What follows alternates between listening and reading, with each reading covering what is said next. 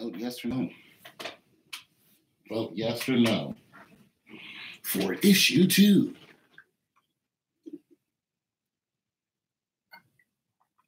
Good morning. How's everybody doing? Awesome. Hope everybody's doing fine. Are you? So this is not a hot topic. Gotta take my medicine. But it's becoming a hot topic. Medicine keeps me ticking.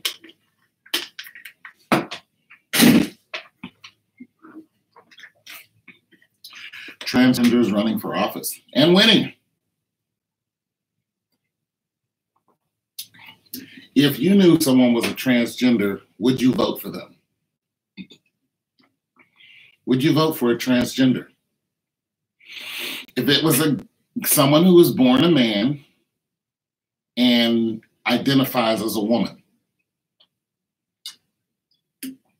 or vice versa, someone who was born a woman but now identifies as a man, would you vote for them?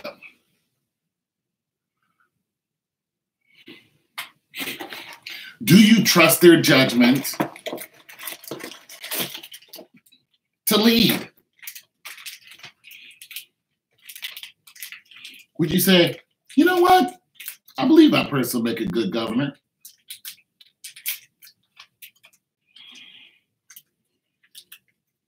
Or would you say, you know what?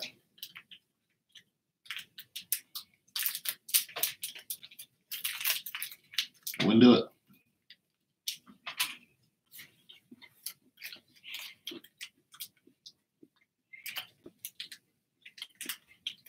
Especially when it comes to female and male topics.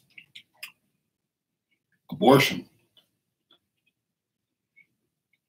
Would you trust a man, someone who was born a man but now identifies as a woman, to lead or to govern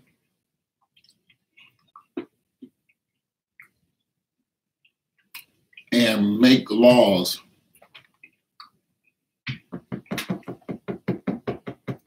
back those laws up to protect women? Can a man protect women?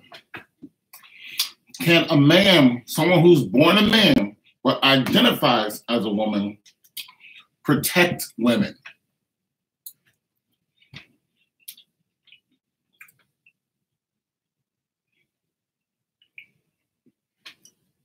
Or somebody who's born a woman and identifies as a man now, can they protect women? Especially if they had no kids, never had an abortion.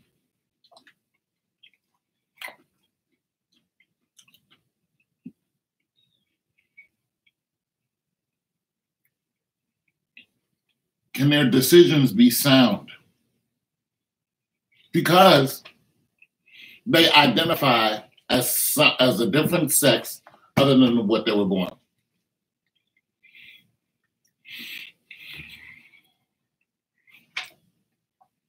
It's happening now. The governor, or soon to be governor,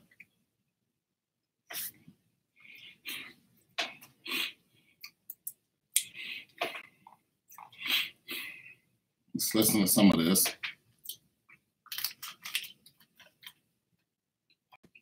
Christine. Vermont now has the possibility of voting in the first transgender governor after history was made Tuesday night. Christine Hallquist became the first transgender candidate to win a major political party's gubernatorial nomination. She defeated 3 others to clinch the victory. The former utility executive will be up against GOP incumbent Governor Phil Scott in the 2018 midterms. Joining me now from Vermont is CBS News political correspondent. Hi, Ed. How did voters there respond to Hallquist's campaign? Well, at least tonight, Democrats overwhelmingly picked her in a four-way race for the governorship. And look, this is a woman who's managed to run a smart campaign and to get ahead of her three other candidates. The race here is one which Democrats are kind of in the crouch position because the Republican incumbent Phil Scott is actually one of the more popular GOP governors across the country. So I think part of this is that Vermont Democrats aren't necessarily paying a whole amount of attention to this, at least not yet. Mm-hmm. But in talking to Hallquist this week here in Vermont, she told me that she's convinced that general concern or opposition to President Trump could very well rub off on Governor Scott and make it difficult for him to hold on. Vermont is one of those states, and there's only I think it's just Vermont and New Hampshire, that elect their governor every 2 years. So that puts the governor on the spot far faster than most state executives. All right, this is on World Star Hip Hop. You guys can go ahead and listen to it.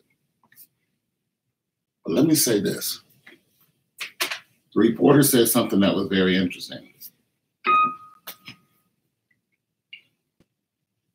He said that the opponent is not really paying much attention to it. I worked in the House of Representatives as a legislative aide for 4 different reps. I worked there for 1 year. And reason why I had to leave with my rep is because they implemented term limits, which means you can no longer stay there indefinitely. You only get 4 years, I think, as an Ohio representative. So what happened was people who were there for a long time, like Representative James, this is a long time ago too, this is over 20 years ago, were outed, Representative Boyd. But there was a representative who had a smaller area, you know, and he held that position for so long, people just kept voting for him because he did a good job, obviously. Anybody who ran against him, it was just pointless. Then this kid, 18 years old, decided to be an Ohio House representative. And he noticed, one, he was a good kid, he was popular. And he noticed his, friends that were just like, yeah, you should do it. And as he kept going, he took careful note that the other opponent wasn't paying him any attention. Never said anything about him. Once he started gaining traction, still never said anything. And he was like, when is this guy gonna notice me? Like, hey, I'm running against you. It's possible that, you could lose. Wasn't until too late. Wasn't until the enemy was right at his doorstep did he even turn around to think, possible I might not be able to run against this guy. Or beat this kid. And that's exactly what happened.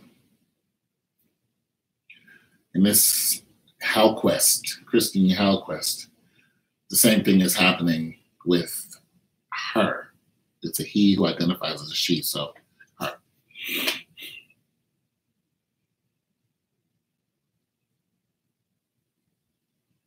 And the same thing with that kid. Christine Hallquist has support, people behind her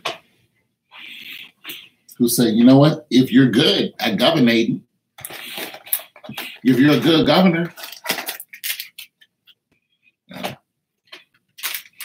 she has a different kind of platform she's running on.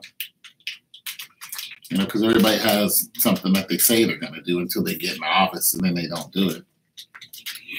But she has a platform that she's running on. Something for everybody. I don't know what it is. If I ran, I would run on healthcare platform. Especially for those who have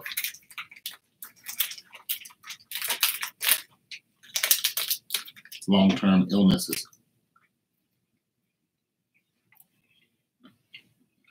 Or work to get them covered.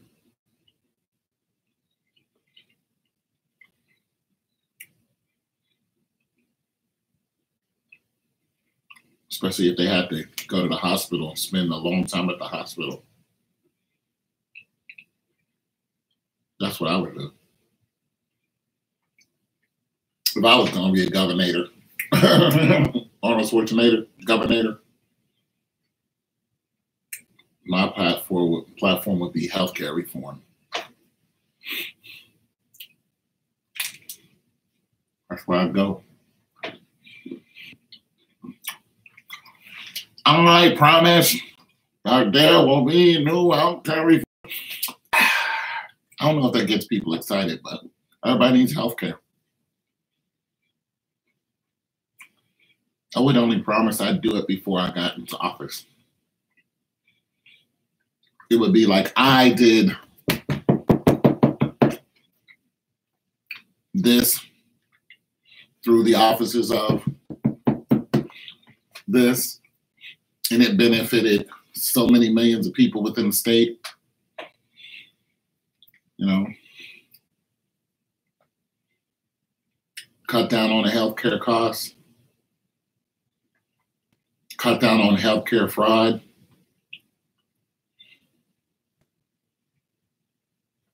cut down on hospital costs and charges to the hospital.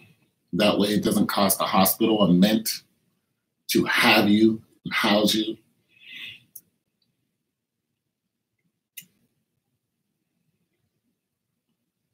Force your insurance to cover you. So there's a win-win. The insurance will cover you, but the cost to the insurance company and to the hospital will be a lot less.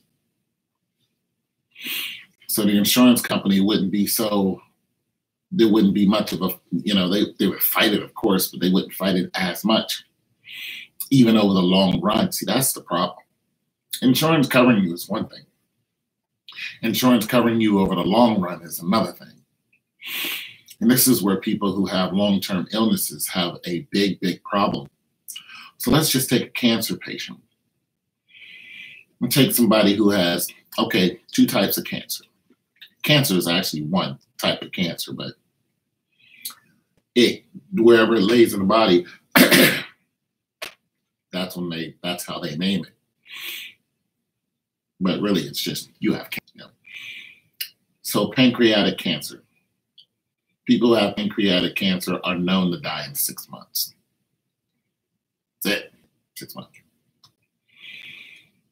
Once diagnosed. But people, and so the bedtime, the time you will be in the hospital,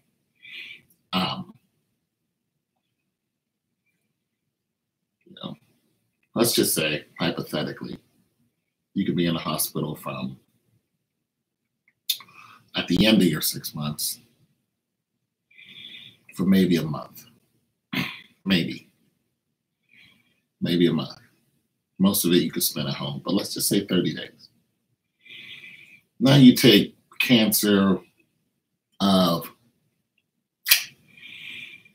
you take somebody who has brain cancer. Whole different story. Depends on how far gone the brain cancer is. A lot more costly. Both of them are terminal. One can be healed, the other one can't.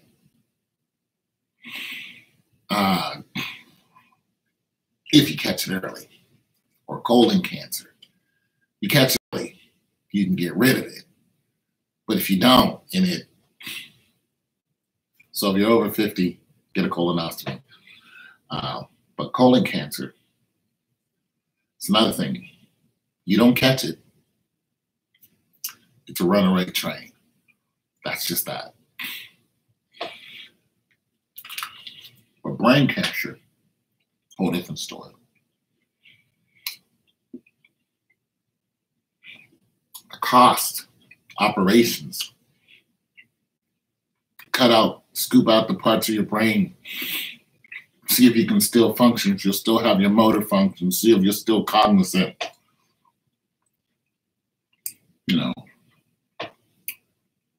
What part of the brain they need to cut out.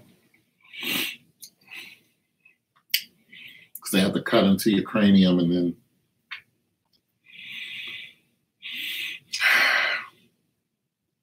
oblongata, medulla oblongata, all that other stuff. But let's just say they had to do all that. The cost is enormous.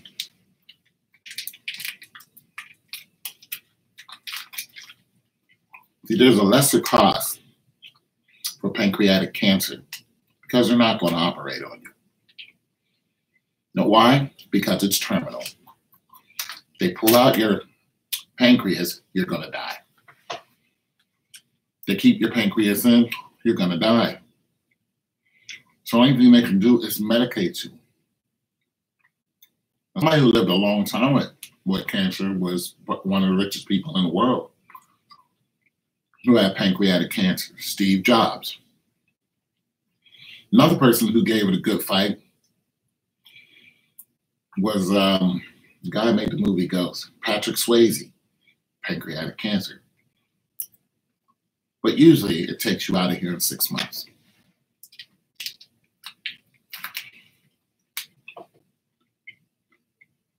So the cost is enormous for breast cancer.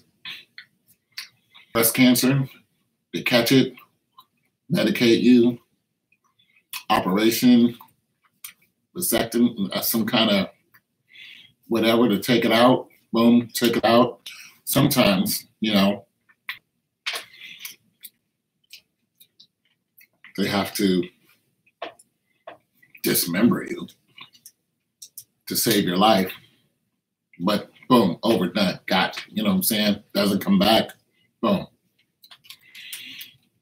Pancreatic cancer, you're done. It's just a matter of time. It's going to kill you. Hey, what's going on? I'll play some music here in a minute. I just wanted to get through the topic. So that's the platform I would run on if I ran. It's long-term illnesses and keeping them covered, because Obamacare doesn't cover long-term illnesses. Well, excuse me, it might, but the thing about it is hospitals are making, hospitals are making ethical choices. They're making choices of not caring for people who have long-term illnesses. Why? Because of the cost of the hospital. So when you are in healthcare, there is a badge, a code of ethics that goes along with nurses. Nurses and doctors, everybody who works in there, they all know it. You know, there's a couple of them actually. One of them was made by a Roman a long time ago. Forgot who he was. He was a doctor or whatever. But there's a code of ethics. This is why there are ethics laws. This is why, remember when the housing market blew up and everybody was doing the prime lending and all that other stuff? It was unethical for them to let people into those houses because they knew that they couldn't afford them in the long run. So when the bubble burst, all those people became homeless, but all the people at the banks and the people who were selling them houses all got rich. So they found out that what they did was not criminal because the people were aware of a possibility that their rent can go from $700 a month or their mortgage to $1,500 with just in the next month and stay there. So being that they were told this, but they wanted a house and they could get in the house and they said, oh, we'll be okay. But they end up homeless. What they did was they went and rounded up a bunch of people for ethics laws and they put them in jail. You can do the same thing in a hospital. However, there are ways to work around it and or with it. But nonetheless, they can say, we don't have enough room to house you here, and or we don't have the proper medication to have you here at this hospital with this disease. And because of this, we can send you to the neighboring hospital, which is like 2 hours away. That is ethically wrong. So that's a fight. Most people are too poor to be able to afford a lawyer for that fight.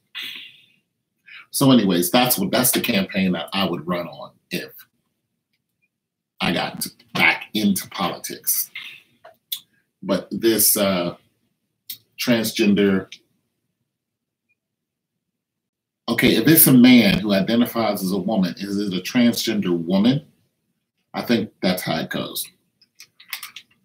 This transgender woman, because now this person identifies as a woman, Hellquist, is probably going to win. Because America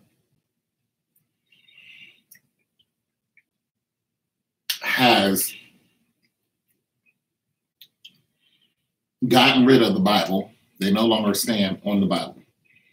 You know, one nation under God, indivisible. You don't see anybody doing that anymore. If you go to church, I remember when we used to go to class, we used to have to stand there and put our hand, say, I pledge allegiance to the flag of the United States of America. And what's the republic on which it stands, and some other words I forgot. We said this every day. I pledge allegiance to the flag of the United States of America. And we were kids, so we really didn't know what it meant. But for one, when you say, I pledge allegiance, meaning wherever this flag is going, I'm going with it. Wherever these laws are going,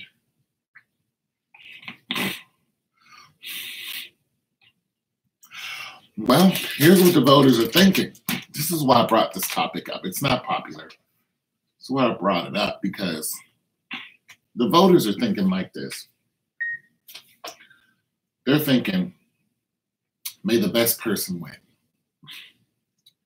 This is in some people's eyes. Other people are thinking, it's about time.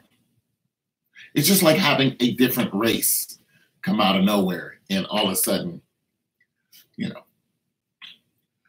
but it's a different sex. So these voters who are behind this, a lot of them are behind it because they are influenced in one way or another behind the whole transgender movement.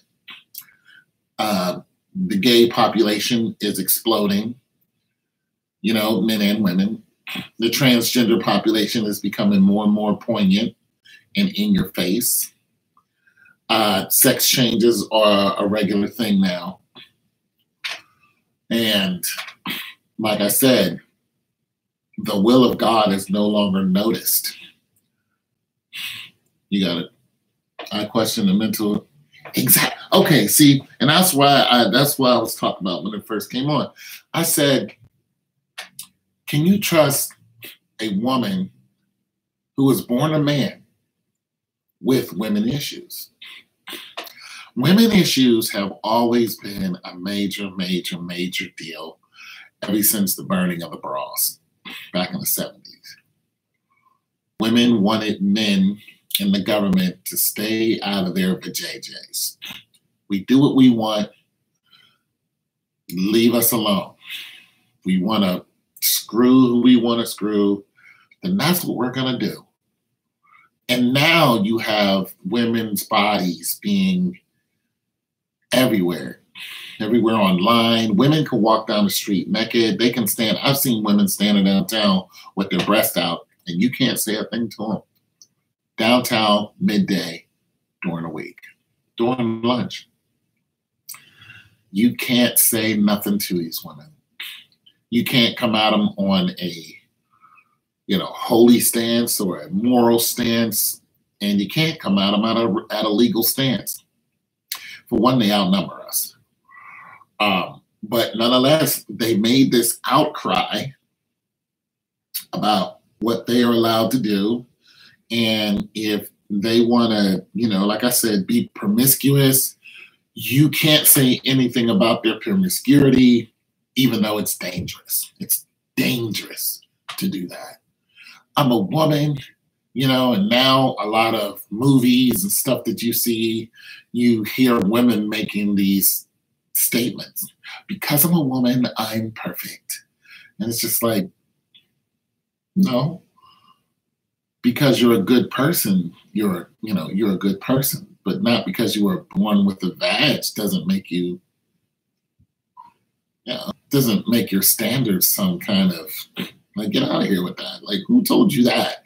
That's how you, end up in the lake of fire, listening to people like that. It's like, no, I'm a woman, and therefore these are my body parts, but my moral standards are that, that should be aligned with, the Christ King. No, not anymore. So the people have thrown away anything that stops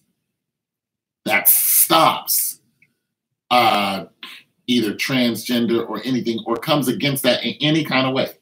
If you have a sign, you went to one of these rallies or parties and you was like, this is wrong, and you held up some scriptures, a good chance you're going to get beat up. You're going to get thrown out. Even though you could be in the right, but who knows?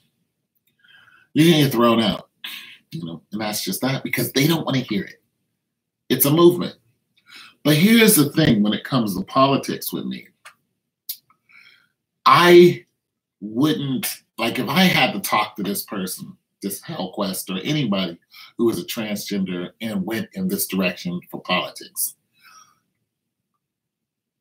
they wouldn't ask me my personal opinion on their sex and their choices. They would ask me, what do I think about, the platform that they're running on? And that's exactly how I would answer them. I wouldn't say, well, because you're transgender, I really can't see you, having a good opinion on abortion. You're a man, and because you're a man, you don't have a say in what a woman does. Well, we can't do that because there are men who make laws that are for and against abortion. You see the convoluted issue there. There are already men who are making this choice. So because this is a man who is identified with a woman, doesn't make this person any less qualified to make choices for abortion. It just doesn't. It does not halter or infringe upon, the right decision for this woman. Yes, this is true. But like I said, are they capable of making the correct decision? You have to ask that about anyone in politics, regardless of who they identify as. Somebody can say, I identify as a marshmallow, and be smart as a whip. That marshmallow dude he just told me some serious stuff and was correct. Like, I looked it up. I had to go home and research, and Mr. Marshmallow was 100% on point, everything he said. But he's like, I'm a marshmallow. Now what do you want to do? So do you take the person who identifies as a man, is a man, or as a woman, is a woman, and is dumb as a sack of rocks? Or do you take the marshmallow guy to lead you? I would go with the marshmallow guy. If the marshmallow guy knows what they're talking about, 100%, they just identify as a marshmallow. But this, man or woman over here has no idea how to lead. They just got some degree and worked in some office somewhere, and somebody blew their head up and made them think that they were something that they're not. And I'm supposed to listen to them? No way. I'm rocking with the marshmallow. The marshmallow is going to get things done. That's the whole point of it all. So you question their mental capacity, but you question their judgment. What have they done in the past to make you think that they will be of sound mind in office? See, I understand exactly what you're saying. Anybody who thinks that they're a woman and is clearly a man is not in their right mind. that's your stance. Well, when you make that stance, that you're just like, I'm not doing it. You automatically alienate this person from the possibility of being any good at any office simply because you're really a guy, but you're running around like a woman. So you have mental issues. I'm done. And that's just that. The competitor must have been pretty poor. Well, the competitor has been in office for a minute. The person who she's running against isn't even paying her any attention now. Well, she has to go through a couple other people to win. But nonetheless, like I said, I worked in the House of Representatives, and an 18-year-old boy beat someone who wasn't paying him any money until it was too late and he lost. He didn't pay that kid no mind, and that kid was standing next to us in the Ohio House of Representatives as a representative. License plate and everything. Was 18, still had acne, and was laughing. Had his own office. We were like, what? How did you get here? He didn't pay me any mind. So, but I am with you on transgenders running for office. I'm turned off immediately by the initial thought. And they could be good in office, but I have so many spiritual problems with it that it would take me a lot. It would take a lot of convincing for me to go, this is the person I would vote for.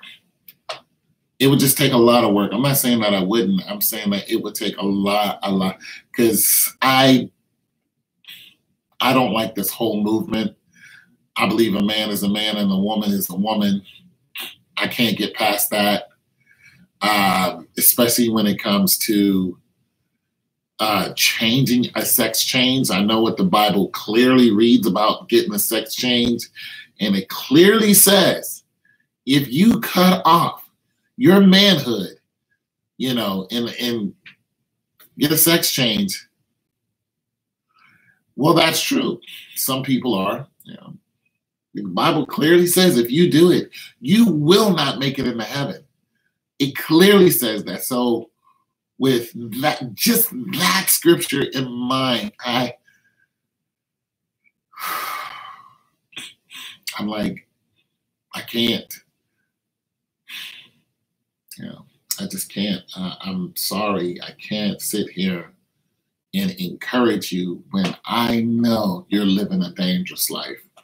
So that would be my stance. I know at the end of the day that you are going to be in a whole world of danger. So to encourage your life, and they'll probably be like, well, what does that have to do with my sex? It has everything to do with your sex. Everything. Because if you're going for leadership, then that's saying that this country condones and promotes what God doesn't. God is one end, this country's on the other end. I'm rolling with God. He's just I'm going with the side I know who's going to win. I'm going to roll with him. So that is the reason why I couldn't do it. But if, I just couldn't. But if he took off the dress and the wig and everything and identified as a marshmallow, then he might have a better chance, because I don't see anything in the word of God having an issue with identifying as a marshmallow. As long as you don't cut off your Willy Wonka.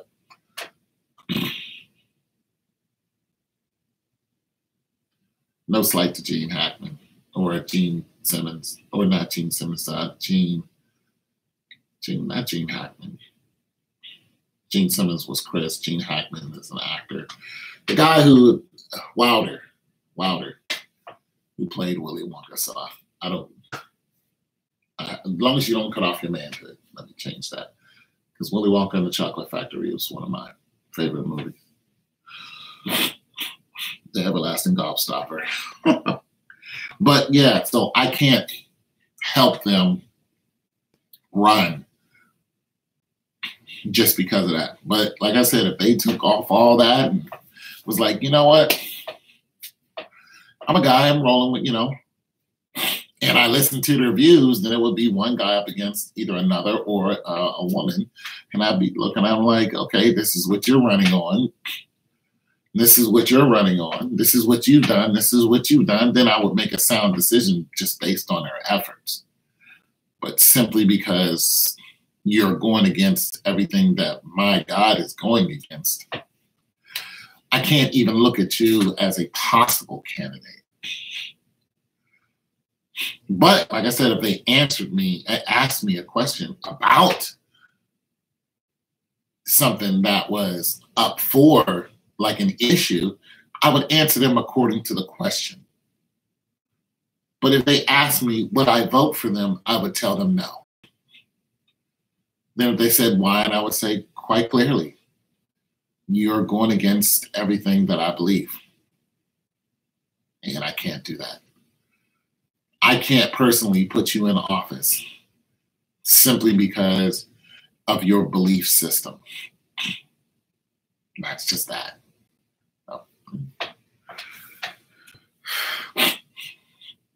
And they would, that's without criticism. That's without,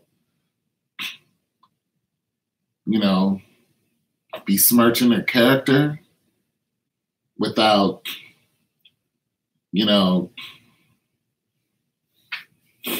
casting them into the fire or anything. It's just simply just like that. You're going against what I believe. And if they wanted to get into that conversation, I would tell them clearly, the Bible says don't do this. And you got people who are living that life and they want a Bible thump. They're like, well, let's get into the Bible, But, just run around asking constituents what they think, they probably wouldn't. But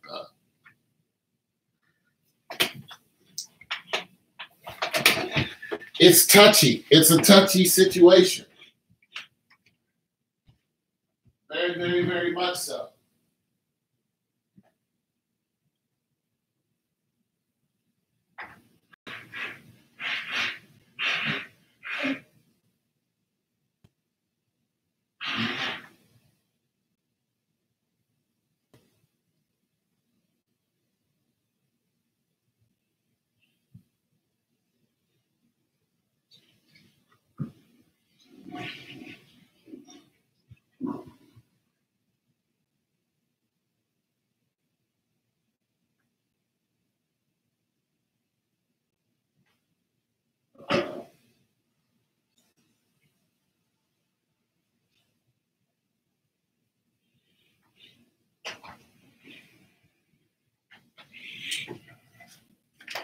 I believe a man is a man and a woman is a woman. I don't believe God made a mistake when he did that. Now their intelligence varies, based upon their credible, attributes of academia. Not necessarily that you went to college, because you can be a representative without going to college, clearly. But you still have to, have some type of, you have to have a diploma, I believe, or a GED.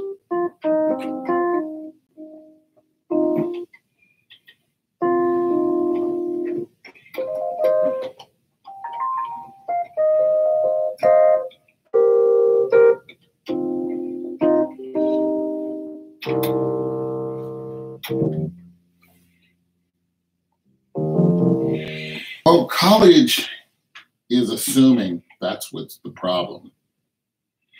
You can have people go to college. Okay, so now that I'm getting my degree,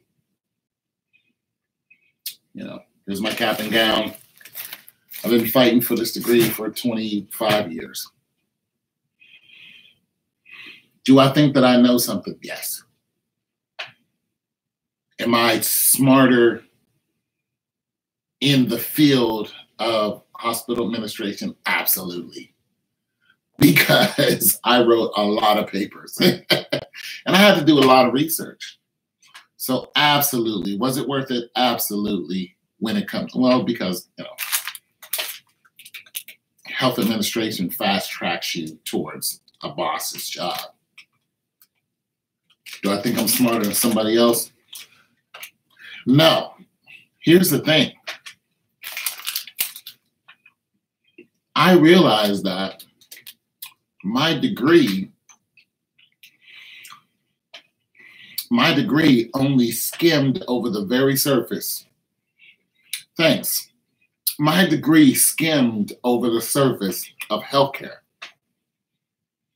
There's so many aspects of healthcare-wide that there's not one person who knows everything about healthcare, even the leader of the Department of Healthcare. There are people who have doctor's degrees in healthcare, but they can't tell you everything about healthcare.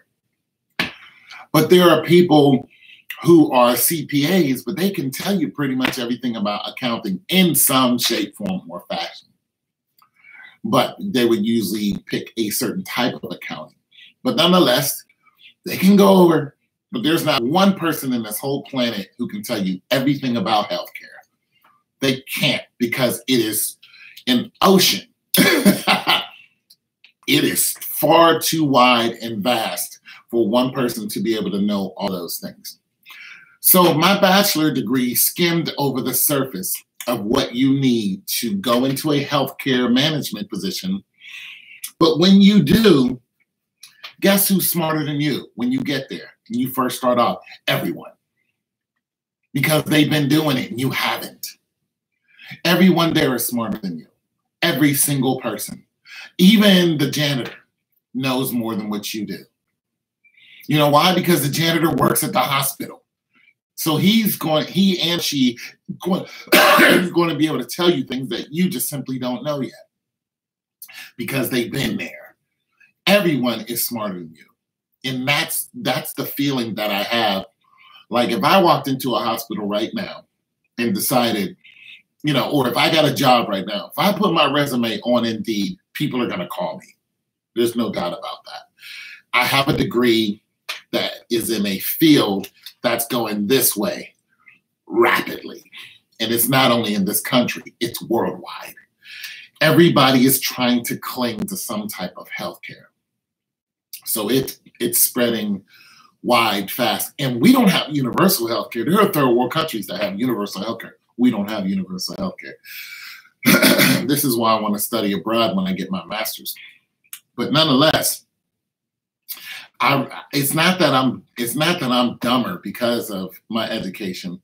It's simply that I have so much catching up to do. Like I want to hang out with the janitor. I do. Listen, if I got into a management position, like there's one that's opening at the VA. My doctor was just like, with your degree, you can come in and run the VA. See that type of talk. Isn't that scary? Like, wait a minute, I could run this whole, they're like, yeah, the whole hospital. She didn't even blink when she said that. This is a doctor who's been who's been a doctor for, so long, went to school 10 to 12 years, and is telling me, you're going to be my boss. See how daunting that is? That's just like, I don't know if I want to be your boss. But that's what that degree does. It puts you right there and it fast tracks you. As one person told me yesterday, they're like, you're going to be fast tracked. It's just like, yes. That's what my degree does. It fast tracks you to a boss's position. It catapults you. Now, I don't expect to make 100 G's when I get a position. I expect to do about 35 to 40. But for a single person, that's doing good. $20 an hour. The thing about it is, after 1 year, 2 years experience, that just, and you know why? Because they're like, now you have experience. If you look at a lot of these jobs and what they want, 3, 5 years, 7 years experience. Once you get like 4 years experience, people are just throwing money at you, like, especially if you have an MBA. They're like, here, take this money, come on and manage this because we got to go. You keep your resume on Indeed, and you're like, okay, now I have 3 years experience, now I have 4 years experience. You're gonna constantly get dinged. Bing, bing. What's up? Where are you at? Let us buy you out. People are gonna want you to sign some type of contract to stay at that job. I don't think the person leaving, because it's a woman who's managing the place now. I don't think she's leaving because, doesn't like the VA. Probably leaving because of more money. Government is notorious for not paying you as much as you think that you're worth. Well, the thing about it is the military paid for my degree. And there are programs that are set up, with all these hospitals that Franklin is affiliated with. They're just programs that help pay for your graduate degree. So when I get back out, out there, I'm going with the person who's like, yeah, we'll pay for your graduate degree. I'm like, okay, because that's $24,000 that I don't have. I'm like, yeah, let's go. I'll stay here. What, 2, 3 years? How long was that? Nothing. Let's go. Get your MBA in 3 years, you're done. Or your MBA in a year and 14 months is how long it is. You're done.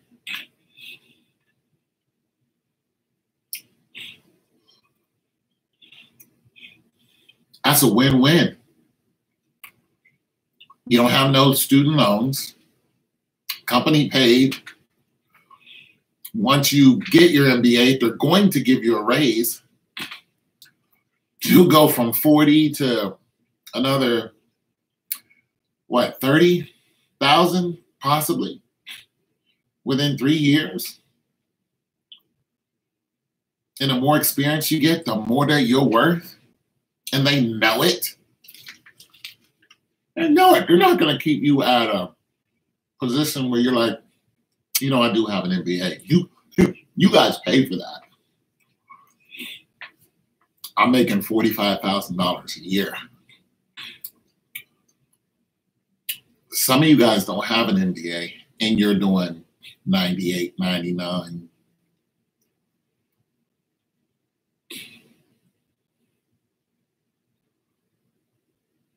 So I'm gonna do. So I'm gonna go on the internet, see what they're talking about. Yeah. Somebody might pick me up for about 75 with a sign-on bonus. That's what they do. That's what they do. They give you sign-on bonuses. So somebody might pick you up for about 75. Start 75. Next 2 years, you'll be at 85. Sign-on bonus, 2 years, yada, yada, yada. Just give us 2 years, and then boom. Next thing you know, you're looking at 100 G's.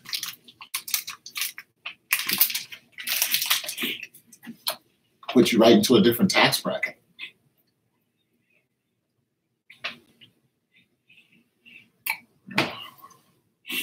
And it just keeps going. It just keeps going up. If you want to run a hospital, which is very stressful. I don't really want to run a hospital. Well, I don't really know how. But if I did get in one of those positions and start going that way, I'd be like, you got to pay me for all this stress because y'all crazy. You got the nurses filing lawsuits against doctors. You got the doctors, you know, squeezing up on nurses. You know what I'm saying? You got federal investigators coming in here talking about we're charging too much for medicine. You got people stealing the medicine. We're running out of medicine. Got a problem. You got, you know, the local pharmacists, you know, huffing. Yeah, that's not cool. You know what I'm saying? Everybody's stealing the Xanax. You know what I'm saying? The Perk 30s are flying off the shelf. Most of the drugs we have are generic, and the original drugs are 3 times the price of the generic.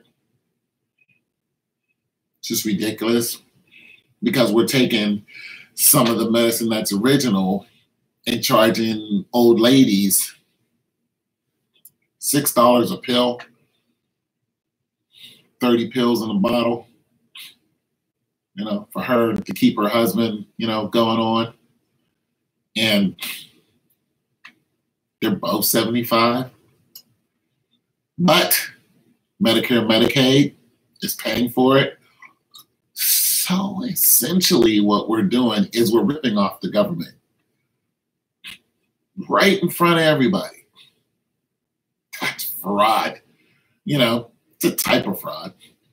But when the government doesn't regulate the prices and says, you know, you can raise the price to an ethical height of $6 a pill. Anything over that would be unethical, then that's exactly what they do. Because the government's going to pay for it, which leads us to be $24 trillion in debt and still going up. It's a problem. Healthcare fraud is huge. I'm saying there's so many problems with walking into a hospital. Like I got a hospital visit today. Well, I got a pain medicine visit today for my back because I have back problems. And they asked me for my insurance. Bring your ID and your insurance. I was like, well, didn't the VA set this up? And they said, yes. I said, well, I don't have an insurance card for the VA. They was like, oh, okay. But when they set this up, and I spoke to them, they said at the end, bring your ID and your insurance card. When I talked to them before that, or after that, about maybe 3 or 4 days ago, they said, this is the last thing they said to me, bring your insurance and your ID card. They always make sure that you bring your insurance card. Always. How are you paying for this? This is not free. We don't love you. That's it. Who's paying for this? This is what we want to know. This is how this operates. Who's paying for your hospital visit? How are we billing this? Who are we billing this to? Bring your insurance, or they can bill you directly. But of course, the VA set it up, so the VA is being billed.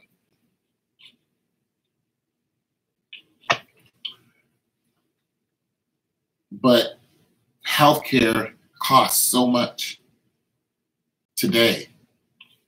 Let's take Cobra. Okay, there are so many people in the United States who are not covered by Obamacare. They're just not.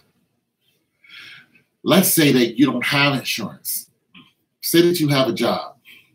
Your job pays you, I don't know, $40,000 a year. And it's just you. We'll go with just you, just a woman or man, whatever your gender is. Just you. Your job doesn't offer you insurance. But you take the job. You're like 40 G's. I'm 25. I'm good. Ain't nothing going to happen to me. It's not a hazardous job. You walk in an office every day. I'm cool. The ceiling's not going to fall anytime soon, you know, or whatever it is. 40,000, you're just like, yeah, let's go. You know, so you're making your money, you're living good, you got stuff, a little car, little apartment. You're like, everything is good. And then one day at the job, not even at the job, because that would be workers' comp. But one day, you're at home, trip and fall, boom, bust your knee, wide open, bam. You need extensive surgery on your leg. You don't have insurance through your job. You don't have Obamacare. How are you going to pay for it? Your ambulance trip is going to cost you $500 off the rip. That emergency call, that's $500 phone call. That's just off the rip. That first responder, off the rip, $500. They come get you. What happened? Was mowing the lawn. The lawnmower, you know, you had a sit-down lawnmower, hit something, tipped over on you, landed right on your knee, bow. You know, you need reconstructive surgery, big time. They take you in, they start trying to patch you up, tell you what you're going to need just to be mobile, you know. But just the paramedics getting there, 500. Just saying. I'm just saying, stuff happens. It's kind of like that. So with this in mind, you got all these things to pay for. You're just like, wow, this is crazy. Because you have to pay for that all out of pocket. All of it. Can't afford that. Now, there are some, when a hospital bills you and they find out you have no insurance, none.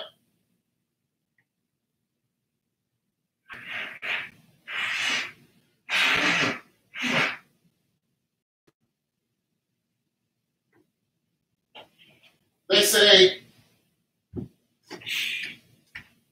first thing they ask you after you're in the hospital and you're, you know, laid up with your leg all in a sling, they come in and say, Mr. J, do you have insurance? And you tell them, no. There's a few things that happen there, but they don't kick you out the hospital because that's unethical. They ask you how you're going to pay for it. Then it limits what you're going to have done.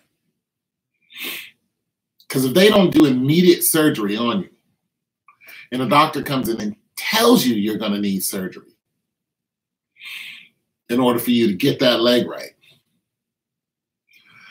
he's thinking the same thing you are, because the nurse has already told him you don't have insurance. It's just that. Now let's just say at your job you have to stand up and move around. You're looking at getting fired. Put it on my credit card. There it is. Your credit card might have a $20,000 limit though. You're already coming close to that just being laid up in the hospital for the last 2 days.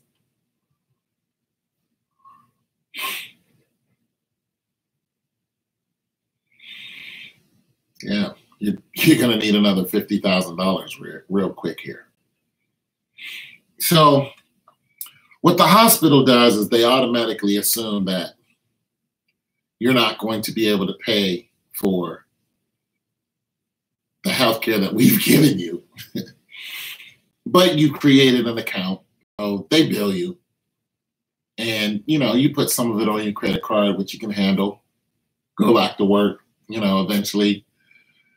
Now you got this huge bill that's coming in. And what happens is on their, as far as the accounting side, is if you don't pay or if you're slow to pay, they start assuming that you can't pay. And it goes under allow for doubtful accounts.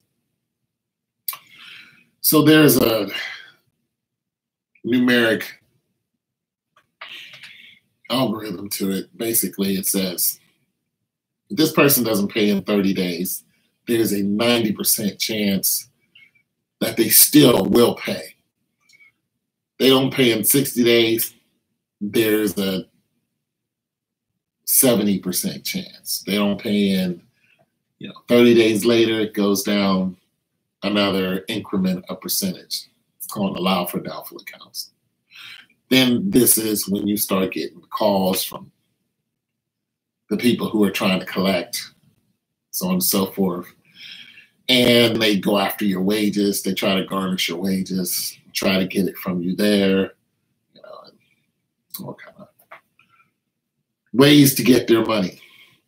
But the hospitals eat a lot of cost because not everybody who goes to the hospital can afford it, because not everyone is on insurance.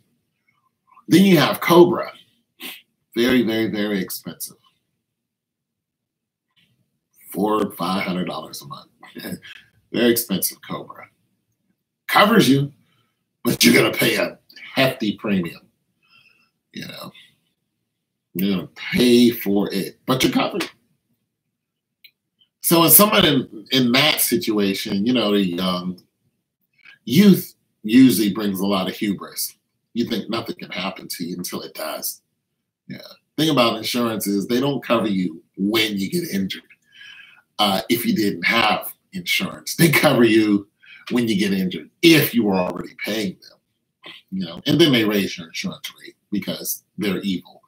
But nonetheless, so somebody who is young and doesn't have Obamacare can be like, you know what? It may cost me, $400 a month, but I like to ride motorbikes. Anything happen to me, I'm not trying to get $100,000 in debt. So I'm going to go ahead and pay this insurance. I'm making the money.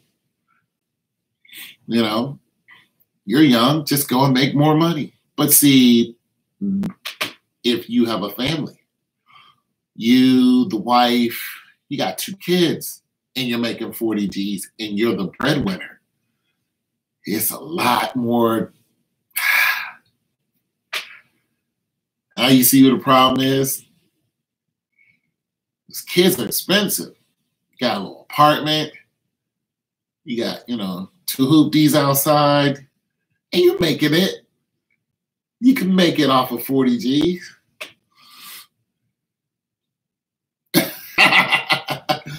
You can make it off of 40 G's with a family. You're just like, it's tight, but it's not too tight. It's not like we can't ever go to a movie.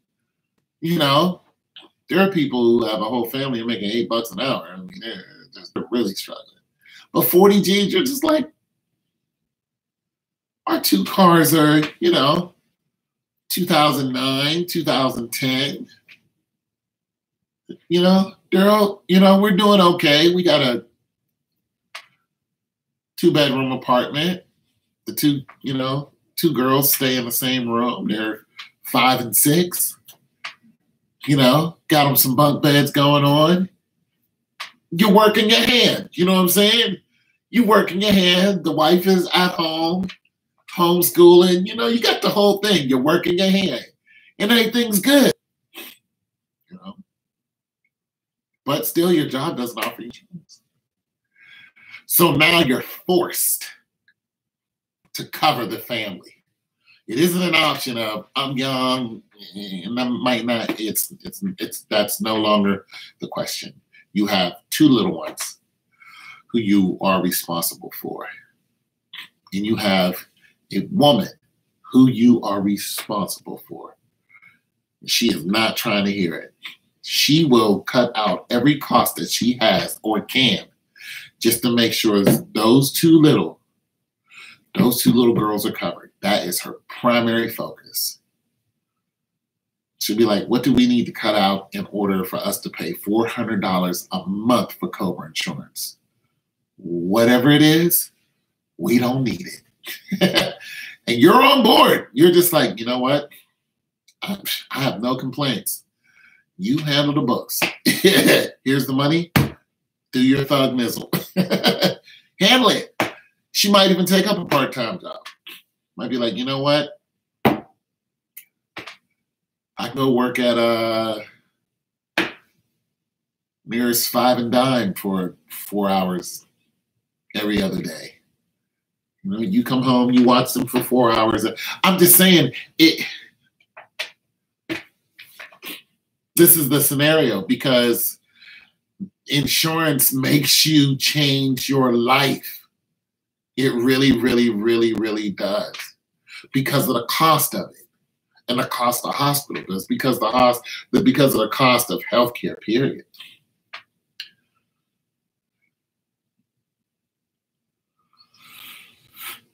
Well, back in the day, that's what people did. My father did that. He had 3 kids of his own.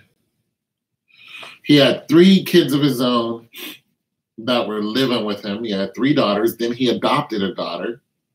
So he had 4, and then he married into 5 other kids. And then there was me, and I didn't grow up with him. So he had all of these mouths to suddenly feed. I just don't know why he did it. No idea why he did it. But he married that woman, and I could not figure out why. Not one bit. And he worked like a dog for 36 years for a company. Think them kids love him? Nope. You're not my dad.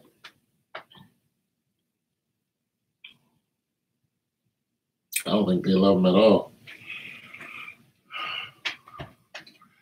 Not one bit.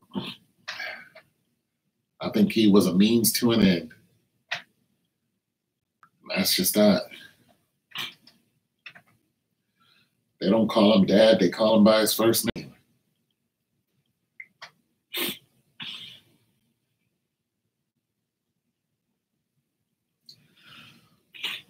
Not me, buddy. But he came home and he handed her that money, $1,100 a week. This was back in the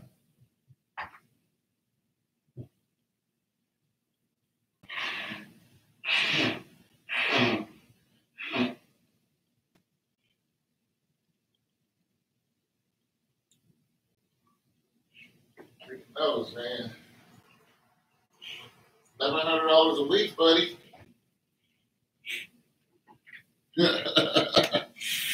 This was back when I was 22 years old. I grew up with my mother, dirt poor. I mean, we lived rat roaches, poor. You know.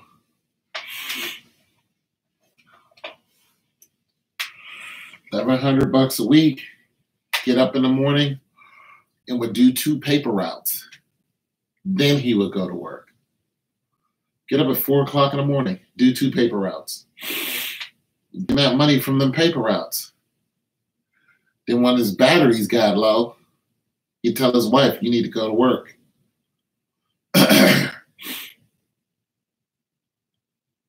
She'd go to work. Part-time, do something. Just so she could knock out some of the bills, some of the, like, the insurance. Oh yeah. But that's what he wanted. He needed her to knock out the insurance for the cars, the electric bill, the Just like 4 or 5 very small bills. He needed her to bring like in $400 a month. So she was like an assistant teacher or whatever. Just like little $400. That's what I need you to do. I need you to go out and make $400. She'd do it.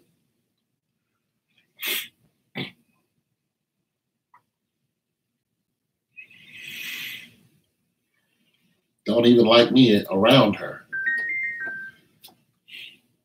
Went to visit him last year. She didn't even want me. I couldn't even stay in his house.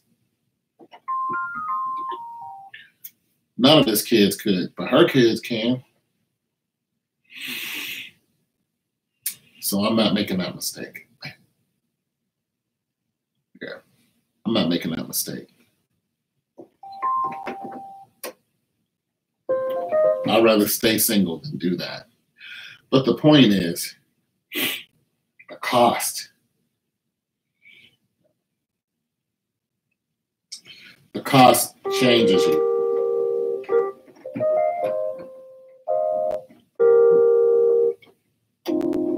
He would have been very wealthy. But he thought he needed that.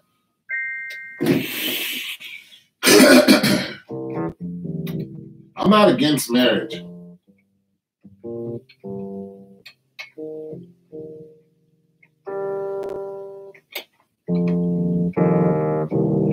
When you get married, you're taking on an expense.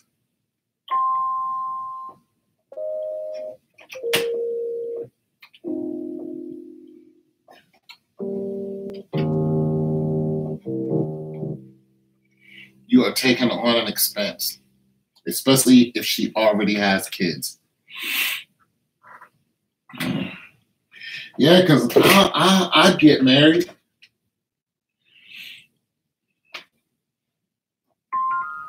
I'm not against marrying somebody with kids. I'm against marrying somebody with a lot of kids. I'm against marrying somebody with hard-headed kids. Because the minute you say that I'm not your daddy, that's the minute that you're going to be eating outside. And it ain't going to be a picnic. Not having it. I'll let her know real quick. Don't do it. You handle them. Because I'm not doing that. You're not going to eat my food and then badmouth me. Not one bit. Not one damn bit. Not one damnable bit. But that's the problem with marriage. All the power is taken out of the man's hands. The woman can make an accusation, and next thing you know, you're crying like Tyrese. $13,000 a month Tyrese pays. That he lost his mind. He lost his damn mind. Literally. Tyrese lost his mind. 13,000. Nas is there, 50,000. And child support. All the power has been taken out of the man's hands, which swings us right back to transgender. This is why transgender is so popular, because the females are running things. And this is one thing that really stops me from wanting to get married. The females are in control. It may be a male judge. That male judge is an elected judge. Who do you think elects him?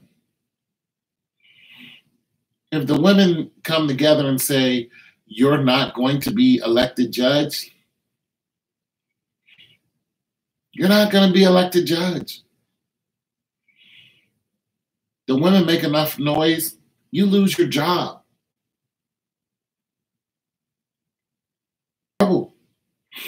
You're at least going to be investigated. I've lost my job so many times just because a woman said something that wasn't true. A lot of times I don't even know what it was. All I know is I was fired.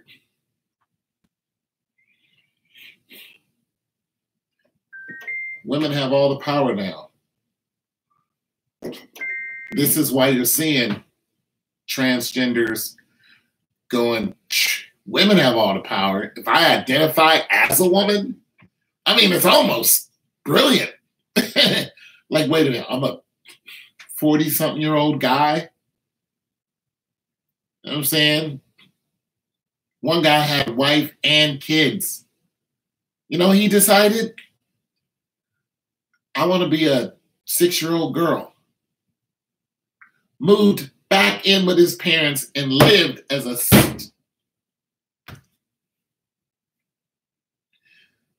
I wanted to beat that guy up.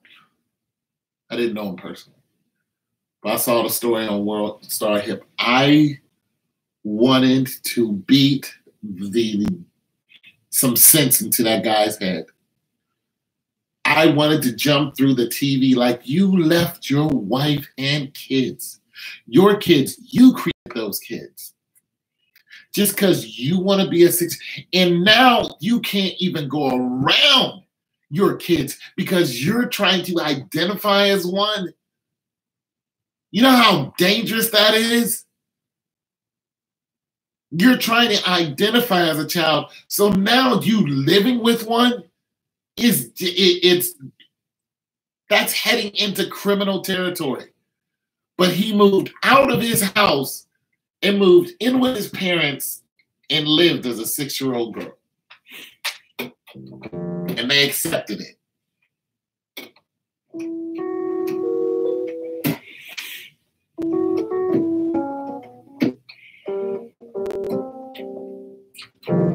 Not in my house.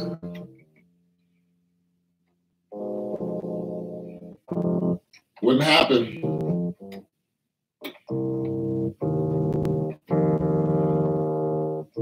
Let one of my brothers nut up and say something crazy like that. You lost your nutty mind. It would be mayhem for him. He would need that doggone insurance because I would turn him to mayhem real fast. Be like, you what? Life comes at you fast. You want to what? You better not ever come over here. You better not ever call me talking about some. No, you better not. No, you better not. Won't play none of that.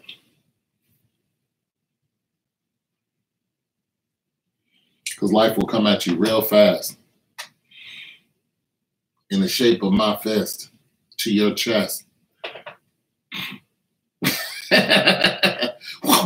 Life comes at you fast.